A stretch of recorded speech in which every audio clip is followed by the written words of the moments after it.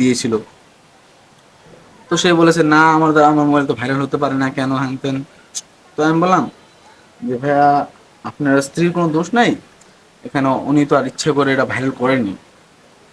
তো আমি ওনার সাথে কিছুক্ষণ কথা বলে রেখে দিয়েছিলাম ফোন। তারপর আমি যে গ্রুপটা ছিল, গ্রুপে প্রত্যেকটা ভিডিও ওনার সবগুলোতে রিপোর্ট মারতেছিলাম জানি গায়েব হয়ে যায়। তো সাডেনলি একটা ভিডিও দেখতে পারি আমি, যে সেই ভিডিওতে ছিল যে ওনার, যে উনি ভিডিও কলে ওনার স্বামীর সাথে তো কথা বলছেন, ওনার স্ক্রিন রেকর্ডটা ভাইরাল হয়েছে। তো আমি দেখতে পেলাম যে স্ক্রিন রেকর্ডটা কীভাবে ভাইরাল হলো, তো এটা তো অবশ্যই কারো ফোন থেকে ভাইরাল হয়েছে।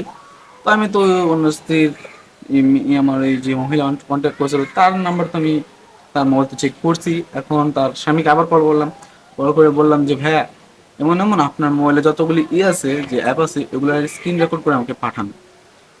তো প্রথমে সে রাজি হতেছিল না, সে আমাকে অনেক বকা